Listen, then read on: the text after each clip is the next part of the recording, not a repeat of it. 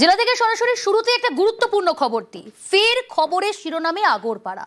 সম্প্রতি আগরপাড়া এনআরসি আতঙ্কে আত্মঘাতী প্রদীপ কর, আর এবার আগরপাড়ায় ফের এসআইআর আতঙ্ক। 2002 সালের ভোটার তালিকা থেকে নাম উধাও, নাম নেই আগরপাড়ার এক বাসিন্দা সহ পরিবারের।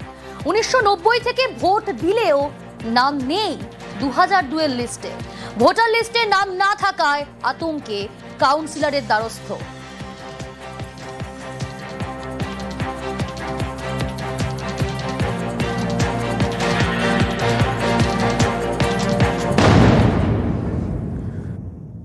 আমি এসআই নিয়ে একটু আতঙ্কের মধ্যে আছি। 2002 সালে ভোটার লিস্টে আমার পুরো ফ্যামিলির নাম বাদ। আমি 90 সালে প্রথম ভোট দিয়েছি, লাগাতার ভোট দিয়েছি, কোনো বছর এমন হয়নি যে ভোটার লিস্টে নাম নেই। আর আমার সমস্ত ডকুমেন্টস আছে। হ্যাঁ, আতঙ্কিত স্বাভাবিক। আমার কাছে প্রচুর মানুষই আসছে, মানুষ আতঙ্কগ্রস্ত এবং চিন্তাগ্রস্ত যে তারা কি করবে। এই অপকর্ম যারা করছে, এই অন্যায় যারা করছে, তাদের উপযুক্ত শাস্তির ব্যবস্থা করবে এবং কোনো মানুষ যাতে বিপদে না পড়ে আমাদের সমস্ত তৃণমূল কংগ্রেসের কর্মীরা তাদের পাশে থেকে তাদেরকে সাহায্য করবে। আতঙ্কিত হওয়ার কোনো কারণ নেই, আমরা তৃণমূল কংগ্রেস পাশে আছি। ফের আগরপাড়ায় যেমন এসআইআর আতঙ্ক, বসিরহাটের বুথেও সেখানেও এসআইআর আতঙ্ক। 2002 এর তালিকায় নাম না থাকায় ভয়। 2002 এর তালিকায় নাম নেই 48 জনের। বসিরহাটের 96/51 নম্বর বুথে আতঙ্ক। 2002 এই বুথে ভোটার ছিলেন 896। কমিশনের আপলোড করা লিস্টে 848 জনের নাম।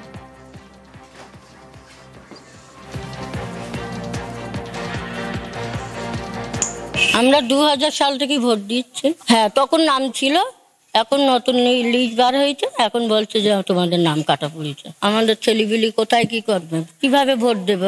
ওরা ভোটটা তো হতেই পারবে না। আমি চাইছি যে আমি যেন যেভাবে ভোট দিই, আগেও দিয়েছি, এখনো যেন সেইভাবে দিতে পারি। 2 সালে ভোট দিয়েছি, তার আগেও দিয়েছি 2-3 বার। নতুন যে কার্ড বেরিয়েছে এই এতে আমার নাম নেই। এখন আমার যাতে নাম আবার ফেরতে নতুন এতে আসতে পারে আবেদন জানাচ্ছি নির্বাচন কমিশনের কাছে। এসআইআর আতঙ্কে মেদিনীপুরে হঠাৎ পল্লী। 2002 সালের গড়ে ওঠা এই এলাকা, সেই এলাকায় প্রায় সকলেই বাংলাদেশি। এসআইআর নিয়ে আতঙ্কে এলাকার অন্তত 200 জন বাসিন্দা। 2002 এর তালিকায় কারোর নাম না থাকায় ভয় গ্রাস করেছে। আপনি কত সালে এসেছেন? আমি আসছি 11 না, আগে বাংলাদেশে ছিল। কোন জায়গা দিয়ে আপনারা ঢুকেছেন? হিলি ভোটার। ভোটার কার্ড কত সালে হয়েছে? 2012-তে। 2012। এবারে এসআইআর হচ্ছে, কি করবেন? কি করবো, আমাদের যা বলার তা বলবো। আমরা বাংলাদেশ থেকে অত্যাচার আইছি, এখন যদি ভারত সরকার আমাদেরকে রাখতে দেয় বা ভোটার করবে, না করবে সেটা হলো সরকারের ইচ্ছা। এখানে আসি আজকে 25 বছর। ভোটার লিস্টে কি নাম আছে? আচ্ছা, সরকার থেকে যেটা বলা হচ্ছে 2002 সালের ভোটার লিস্টে নাম থাকে। 2002 সালের ভোটার লিস্টে নাম নেই। কি হবে না হবে কি ভয়ে আছেন? না, সেটা অবশ্যই, এটা স্বাভাবিক। আমি এখানে 2002। তাহলে 2002 সালের যে ভোটার লিস্ট সেখানে তো নাম না, আমার থেকে নাম নেই। আদি বাড়ি কোথায়? আমার আদি বাড়ি বাংলাদেশে। 2002 বলছে বাবা মার নাম থাকতে হবে। আমাদের বাপ তো আমাদের ছোটকাল মারা গেছে, আমার মারা গেছে অনেক। এখন কি করবে? এখন সরকার যা করে করবে, আমাদেরকে কি করা? চলে যেতে বললে চিন্তা তো সে থাকবে।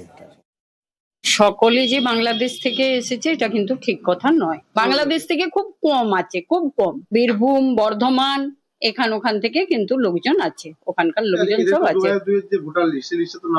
সে লিস্টের নাম যারা ওই বীরভূম, বর্ধমান ওখান ছিল তারা সেখান থেকে আনবে, যারা বাংলাদেশের তাদের থাকবে না। আমরা গেছি, তাদের কাছে গেছি, যে ডকুমেন্টস গুলো লাগবে সেগুলো দেওয়ার জন্য বলেছি, আর তাদেরকে ওই অ্যানিমেশন ফর্মটা ফিল আপ করতে বলেছি। তারপরে দেখা যাক কি হয়। না, আমাদের তো কিছু করার থাকবে না, আমরা সেভাবে কিছু তো করতে পারবো না। এসআইআর আতঙ্ক নদিয়ার চর যাত্রাসিদ্ধি গ্রামেও। 2002 এর তালিকায় নাম নেই স্থানীয়দের।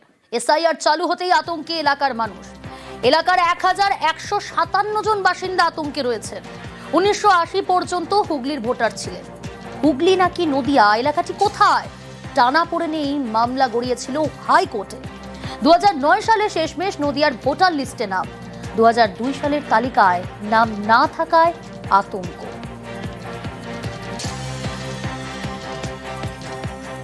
আমাদের গ্রামে 1200 ভোটার আছি আমরা, কারোরই 2002 সালে নাম নেই, কেননা আমাদের 2009 সালে ফার্স্ট আমাদের ভোটার লিস্টে নাম উঠেছিল। চাপানুতর হুগলি বলছে নদিয়ায় তোমরা যাও, আমরা বললাম আমরা হুগলিতে যাব, হুগলি নদিয়া এমনি করে করে এতদিন আমাদের ভোটে নাম উঠেনি। আগে আমরা হুগলিতে ভোট দিতাম, 1980 সাল অব্দি আমরা হুগলিতে ভোট দিয়েছি। তারপর থেকে হুগলি থেকে ভোটের নাম কাটা গেল। তারপরে আমরা হাইকোর্টে কেস করেছিলাম। ওই কেসটা চলাকালীন 2009 সালে ইলেকশন কমিশনার এসে 2 ডিএম এসে আমাদের গ্রামে স্পেশাল ভাবে সবাইকার ভোটে নাম তুলেছিলেন, যার জন্য আমাদের 2002 নাম নেই। আবেদন করবো 9 সালে যেমন নাম তুলেছিলেন সেরকম ভাবে একটা স্পেশাল কোটা করে আমাদের আবার 25 সালে নাম তুলে দিন। 2002 সালের সেন্সাসকে ধরা হয়েছে, কিন্তু ওটা যেহেতু 2009 সাল, কাজে সেখানে 2002 সালের সেন্সাসে তাদের নাম থাকার প্রশ্নই আসে না। অর্থাৎ এটা মানুষকে একটা বিভ্রান্ত তৈরি করার মতো একটা পরিবেশ তৈরি হয়েছে। কেন্দ্রীয় সরকার পাশাপাশি নির্বাচন কমিশনার, আমার একটা প্রশ্ন যে এই মানুষগুলোর ভবিষ্যৎ এবং যাদের ভোটে নির্বাচিত সরকার, বিধায়ক, সাংসদ, আজকে তারা বলছে যে অর্থাৎ এদের ডিভোটার করে দেওয়া হবে। তৃণমূল সবসময় মানুষের পাশে ছিল, আগামী দিনেও থাকবে, এবং একটা মানুষের যদি ভোট কাটা যায় তৃণমূল কংগ্রেস সর্বশক্তি দিয়ে সেই মানুষের পাশে থাকবে। যারা নদিয়া জেলায় যারা বাস করে, এটা নদিয়ারই অখণ্ড একটা অংশ। তৎকালীন যিনি আমাদের ডিএম ছিলেন তিনি আশ্বস্ত করে গেছিলেন, শুধু নয় তিনি আমাদের নদিয়ার এই ভোটারটা তাদের তুলে দিয়েছিলেন 2009 সালে। এবং তৎকালীন যে আমাদের সাংসদ ছিলেন তারও অনেক তৎপরতার সহিত এটা কাজ করেছেন।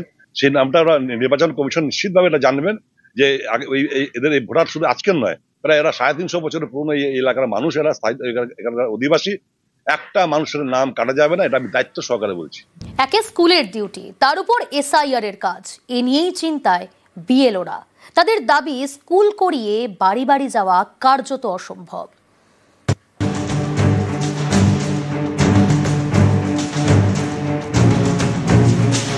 পশ্চিমবঙ্গে চালু হয়েছে এসআইআর। শনিবার থেকে শুরু হয়েছে বিএলওদের ট্রেনিং, চলবে সোমবার পর্যন্ত।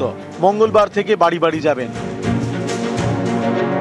বিএলওদের। দাবি, ট্রেনিং এর সময় নির্বাচন কমিশন জানিয়েছে স্কুলের ডিউটির পর এসআইআর এর কাজ করতে হবে। এতে আপত্তি তুলেছেন বিএলওদের অনেকেই, যেমন বাঁকুড়ায়। রবিবার এখানে ছিল বিএলওদের ট্রেনিং। তাদের দাবি, স্কুল করে এসআইআর এর কাজে বাড়ি বাড়ি যাওয়া অসম্ভব। চাপ তো বটেই, কারণ স্কুল সামলানোর পর আবার যদি বাড়ি যেতে হয় এরকম করে, তাহলে তো চাপ আছেই। স্কুল ডিউটি করে যাওয়া সম্ভব নয়। জলপাইগুড়িতে এদিন বিএলওদের প্রশিক্ষণ দেওয়া হয়। এখানেও চিন্তায় বিএলওরা। স্কুলের কাজ সামলে এসআইআর এর কাজ কিভাবে সম্ভব, প্রশ্ন তুলেছেন অনেকেই।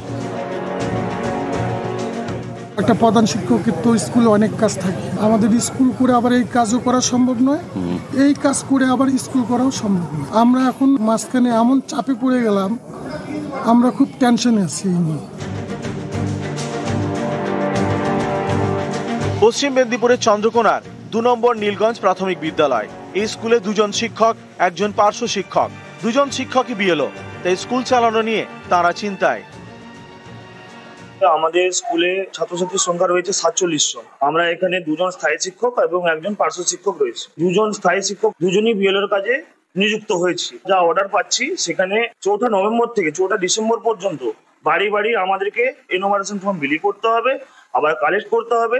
আমরা সেক্ষেত্রে স্কুলে আসতে পারবো না।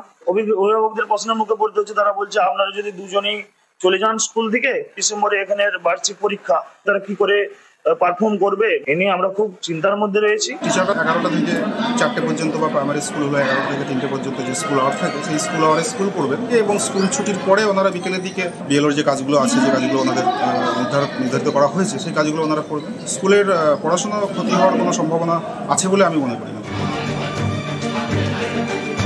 নিউজ 18 বাংলা। বিভিন্ন স্কুলে শিক্ষকদের বিএলও ডিউটি, কমিশনকে তোপ ব্রাত্য বসুর। স্কুল শিক্ষা দপ্তরকে কিছুই জানানো হয়নি, প্রতিক্রিয়া শিক্ষামন্ত্রীর। কোনো একটা লিখিত কমিউনিকেশন নির্বাচন কমিশন স্কুল শিক্ষা দপ্তরকে করেনি। একটা কোনো কমিউনিকেশন নেই।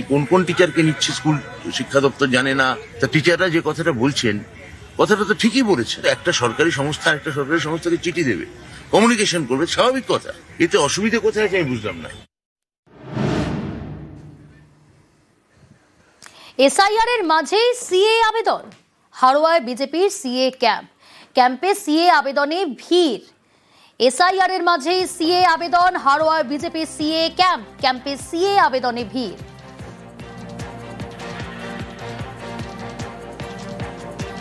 আমরা এতদিনে ভয়ের মধ্যে ছিলাম, কেন একটা ভারতবর্ষের নাগরিকত্ব পাবো, এখানে আমরা সেই জন্য আবেদন করব এবং ভারতের নাগরিকত্ব পাবো। আই কার্ড আছে, আধার কার্ড আছে, রেশন কার্ড আছে এবং ভোটার আছে, সবই আছে, যেগুলো প্রয়োজন সেগুলো আছে। যারা বাইরে থেকে আমাদের দেশে এসে আছে তাদের জন্য সিএ বিল পাস করেছে। হাড়োয়া বিধানসভার হাড়োয়া 2 নম্বর মন্ডলের পক্ষ থেকে এখানে সিএ ক্যাম্প খোলা হয়েছে। এই সিএ ক্যাম্পে আমার এরিয়ায় যতগুলো বাইরের মানুষ আছে, বাংলাদেশ থেকে এসে এখানে আছে দীর্ঘদিন ধরে, তারা সিএর আবেদন করবে। আবেদন করার পরে এখান থেকে আমরা তাদেরকে নাগরিকত্ব দেব। সিএ ক্যাম্পের বাইরে তৃণমূলের পাল্টা প্রচার। কোথায়? বারাসাতে। সেখানে বিজেপির সিএ শিবির। ক্যাম্পের বাইরে পাল্টা প্রচার তৃণমূলের। সিএ ক্যাম্পে না যাওয়ার বার্তা, সেই বার্তাতেই প্রচার। ফর্ম ফিল আপ করতে যাবেন না। সিএ ফর্ম ফিল আপ করা মানে আপনার নিজের বিপদ নিজে ডেকে আনা। সিএ ফর্মের উপরে লেখা আছে বিদেশি নাগরিক দত্ত। বিদেশি, আপনি বিদেশি বলেই CA form fill up. BJP তারা মানুষকে চিরকাল ভুল বুঝিয়ে এসছে, এখনো ভুল বোঝাচ্ছে, মানুষকে ভুল তথ্য দিচ্ছে। সিএ ফর্ম ফিল আপ করা আমরা যেটুকু জানি, সিএ ফর্ম ফিল আপ করা মানে ভারতীয় নাগরিকত্ব চলে যাওয়া, এবং সিএ ফর্মের উপরেই লেখা আছে যে এটা বিদেশি তকমা, তখন ভোটার তালিকা থেকে নামটি বাদ যেতে পারে। সেই জন্যই আমরা মানুষকে বলছি এবং মানুষকে বোঝাচ্ছি যে আপনার সিএ ফর্ম ফিল আপ করতে যাবেন না। মানুষকে বিভ্রান্ত করার জন্য এরা চেষ্টা করছে, কিন্তু মানুষ তাতে কর্ণপাত করছেন না। মানুষ স্বতঃস্ফূর্তভাবে সিএ ফর্ম ফিল আপ করার জন্য মানুষ আমাদের কাছে এসছে। এটা হয়তো তৃণমূল কংগ্রেস ভয় পাচ্ছে, ভয় থেকে হয়তো করছে, নিজেরা আতঙ্কিত হয়ে গেছে, এবার মানুষকে বিভ্রান্তি করার চেষ্টা করছে। সাধারণ পাবলিক আর এতে কান দেবেন না। আসি পরের খবরে। স্বর্ণ ব্যবসায়ীকে ফোনে খুনের হুমকি, ব্যবসায়ীর কর্মচারীকে মারধরের অভিযোগ, টাকা চেয়ে হুমকির অভিযোগ নেতার বিরুদ্ধে। অভিযুক্ত জেলা পরিষদের জনস্বাস্থ্য কর্মাধ্যক্ষ। Social media audio viral. উত্তর 24 পরগনার মচলন্দপুরের ঘটনা। 20 লক্ষ টাকা দেওয়ার পরও 40 লক্ষ দাবি। টাকা চেয়ে বারবার হুমকি ফোনের অভিযোগ। অডিও সত্যতা যাচাই করেনি নিউজ 18 বাংলা। হ্যালো, হ্যাঁ বলো। ফোন ধরছিস না কেন? 4বার 5বার ফোন করছি, তোর তো 3 তারিখ আগামী মাসের লাস্ট ডেট। ওদা দেখো, আমি 7/3 তোমার 20 লাখ টাকা দিয়ে এসছি। আমি আর রামাজে আমি এই মুহূর্তে দাদা কোনো কিচ্ছু জোগাড় করতে পারিনি। ওসব কথায় কাজ হবে না। আমি একদম অপারক দাদা। পাচ্ছিস না? সেটা আসল জায়গায় খেলা করলে ঠিক হয়ে যাবে। হ্যাঁ, সেটা তো তুমি বলতেই পারো। আমি এখনো কিছু জোগাড় করতে পারিনি দাদা। তুমি বলেছো গলায় পাড়া দিবা, আমি সব টাকা না দিলে বুঝতে পারবি। আমি জোগাড় করতে পারছি না, আমি দিতে পারছি না। আমি কোনো বুঝে নেবো, জোগাড় করতে হবে, নকশা আমি ছুটিয়ে দেবো, ব্যবস্থা করে দেবো আমি। তুই রাখ, ঠিক আছে, রাখছি। টাকার জোগাড় কর। আমার দোকানের উপরে আমার একটা ঘর আছে। করোনা কালে আমার ঘরে 2020-তে এক বিএলআরও ভাড়া ছিল। 5 বছর পরে উনি এসে এখন আমার কাছে দাবি করছে 80 লাখ টাকা আলমারির থেকে ভেঙে নেওয়া হয়েছে। একটা মিথ্যা প্রলাপ দিয়ে আমাকে এটাকে চাপিয়ে দিয়েছে। আমার কর্মচারী ছেলেটাকে মারধর করে জোর করে অজিত বাবু মারধর করে উনি স্বীকার করায় 60 লাখ টাকা তোদের দিতে হবে। বাধ্য হয়ে আমি জীবনের মায়ায় 20 লাখ টাকা দিয়েছি। অজিত বাবুকে দিয়ে এসছি আমি তার বাড়িতে। এই রিসেন্ট আমাকে আবার ফোন করে গত 2 দিন আগে, তোকে বাজার কমিটি এবং ক্লাব নিয়ে বসবো, তোর সেখানে বিচার হবে, বিচারে যেটা হবে সেটাই। আমি তখন বলি আমি কোনো বিচারে যাব না, আমি প্রশাসনের কাছে যাবো। আপনারা প্রশাসনের কাছে যান। বললো যে কোনো প্রশাসন না, আমরা যেটা বলবো সেটাই শেষ কথা। এই করে আমার জীবনহানির সংখ্যা, আমি এখন যথেষ্ট অসুস্থ। এক ভদ্রলোক এখানে থাকতো, বিএলআরও, সে হঠাৎ 5 বছর পরে এসে এখানকার লোকাল নেতার কাছে অভিযোগ জানায় যে তাদের এখান থেকে টাকা পয়সা চুরি গেছে, এবং তার জন্য এখানকার যে নেতা শ্রী অজিত শাহ মহাশয়, সে ডেকে পাঠায় দাদার সাথে। আমি যাই, তখন সে আমার উপর চড়াও হয়, চড়থাবড় মেরে আমার কাছে স্বীকার করায় যে তুই টাকা নিয়েছিস, টাকা নিয়ে তোর দাদাকে দিয়েছিস। খুবই আতঙ্কিত এবং অনেক হুমকি চুমকিও দেয়। তারপরে দোকান তালা দিয়ে দেবে, বন্ধ করে দেবে, ভেঙে চুরে দেবে, নানান রকম কথাবার্তা বলে। অবশ্যই খুবই ভয়ে দোকানে আসি আর যাই, ঠিক আছে। রাত্রে যখন বাড়ি যাই তখন খুবই আতঙ্কিত থাকি। অভিযোগ অস্বীকার অভিযুক্ত নেতার। আগে ব্যবসায়ীর বাড়ির ভাড়াটিয়া বিএলআরওর ঘরে চুরি। অভিযোগ ওঠে ব্যবসায়ীর কর্মচারীর বিরুদ্ধে, সেই টাকা ফেরানোর জন্যই ব্যবসায়ীকে ফোন। অভিযোগ অস্বীকার করে দাবি নেতার। এরকম কোনো অডিওর কথা আমি জানি না। হুমকির কি আছে? প্রথম কথা হচ্ছে যে ভদ্রলোক টাকা পাবে সেই ভদ্রলোকের টাকা ও চুরি করেছে। কেউ, আমি যদি টাকা না নিই, কেন আমাকে বললে আমি কেন দেবো? 1 টাকা দেবো? 20 লক্ষ টাকা দিয়ে দিল। সেই ভদ্রলোক বিএলআরও চাকরি করে মেদিনীপুরে পোস্টিং, ওর বাড়ির উপরে ভাড়া থাকতো। সেই ভাড়া থাকা অবস্থাতেই আলমারিতে 80 লক্ষ টাকা ছিল, সেই টাকাটার থেকে 8 লাখ টাকা ওই মহিলাকে দিয়ে বাকি টাকাটা ওরা নিয়ে নেয়। এবারে ভদ্রলোক অনেকের কাছে ঘুরেছে, কাজ হয়নি। লাস্ট আমাদের পার্টির কাছে আসে এবং ওই শ্যামল বলে যে ছেলেটি আর কি, জুয়েলার্স, তাকে ডাকা হয়। ওই মহিলারা সামনাসামনি কথা বলেন এবং সেখানে পুরো ব্যাপারটাই স্বীকার করে নেয় এবং কথা দেয় যে আমি একবারে পারবো না, 3 মাস টাইম দিলে আমি টাকা দিয়ে দেবো। ও যদি টাকা না নেয়, 20 লক্ষ টাকা দিয়ে দিল। তারপর টাইম বাড়ালো, সেক্রেটারিকে সঙ্গে এনে, সব তথ্য প্রমাণ আছে।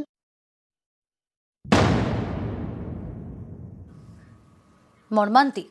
আন্ডারপাসে জল, রেল লাইনের মৃত্যু। মুর্শিদাবাদের নিমতিতায় মৃত্যু 3 শিশুর। জল জমে 2 দিন বন্ধ আন্ডারপাস, ঝুঁকি নিয়ে রেল লাইন পার হতে গিয়েই মৃত্যু। ঘটনাস্থলেই 3 শিশুর মৃত্যু, আশঙ্কাজনক এক। রেলের ভূমিকায় ক্ষোভ স্থানীয়দের।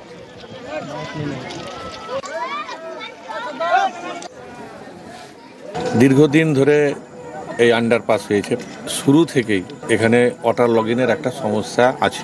বারবার জানানো হয়েছে রেল টপকে মানুষকে পারাপার হতে হয়। আমরা চাই রেল তার প্রতিশ্রুতি রক্ষা করবে।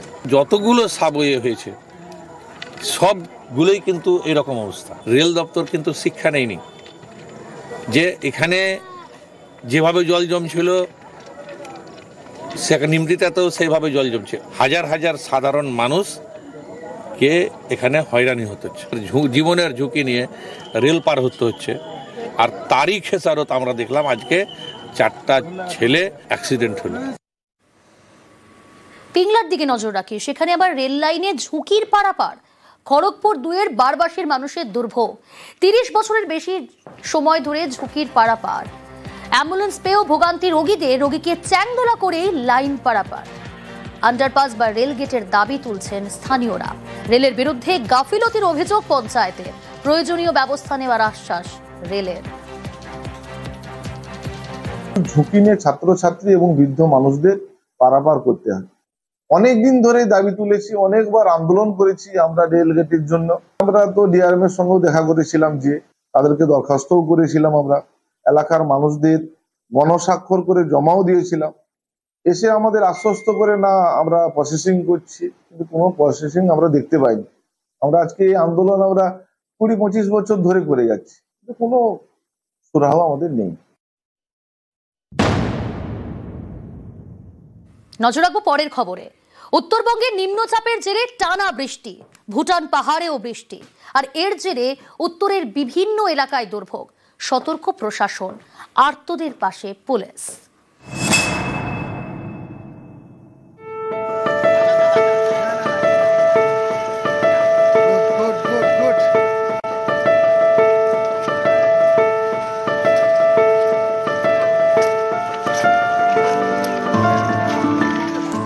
বৃষ্টি পড়ছে, বৃদ্ধাকে পিঠে করে ত্রাণ শিবিরে নিয়ে যাচ্ছেন 2 পুলিশ কর্মী।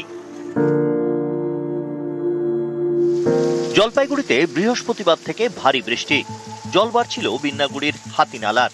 যখন তখন এলাকা ভেসে যাওয়ার আশঙ্কা, এমনই পরিস্থিতি ছিল শুক্রবার। সেই সময়ে বিন্নাগুড়ি স্টেশন লাগোয়া নেতাজি পাড়ায় হাজির এক পুলিশ আধিকারিক এবং এক পুলিশ কর্মী। নেতাজি পাড়ায় টিনের চালের বাড়িতে থাকেন এক বৃদ্ধা, ভালোভাবে হাঁটতে পারেন না। রেল লাইন পেরিয়ে ত্রাণ শিবিরে যাবেন কিভাবে? তাই পুলিশ কর্মী বৃদ্ধাকে পিঠে তুলে নেন, পৌঁছে দেন নিরাপদ আশ্রয়ে।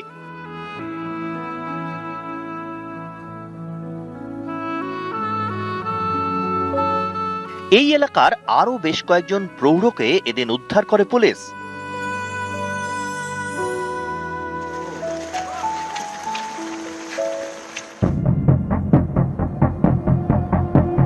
আলিপুরদুয়ারের শালকুমার, এখান দিয়ে বয়ে গিয়েছে সিসামারা নদী। নিম্নচাপের বৃষ্টি এবং ভুটান পাহাড়ের বৃষ্টির জল জোড়া ফলায় ফুঁসছে নদী। বাঁধ ভেঙে গিয়েছে, যখন তখন ভেসে যেতে পারে বিস্তীর্ণ এলাকা। তাই সতর্ক প্রশাসন। শনিবার থেকে আর্তদের উদ্ধার কাজ শুরু করেছে আলিপুরদুয়ার থানা এবং সোনাপুর ফাঁড়ির পুলিশ। নদী পাড়ের শতাধিক বাসিন্দাকে সরানো হয়েছে স্থানীয় ত্রাণ শিবিরে।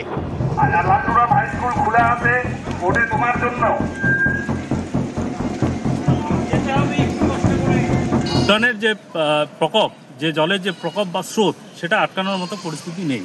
অর্থাৎ এই সিসামারায় যতই বড় ধরনের বাঁধ হোক না কেন, ভুটানের জল যদি প্রবেশ করে সেই বাঁধকে রক্ষা করার মতো পরিস্থিতি আমার দৃষ্টিভঙ্গিতে সম্ভব নয়। আলিপুরদুয়ারে জলদাপাড়া জাতীয় উদ্যান। মাদারিহাট থেকে জলদাপাড়ার সাফারিতে যেতে গেলে হলং নদী পেরোতে হয়।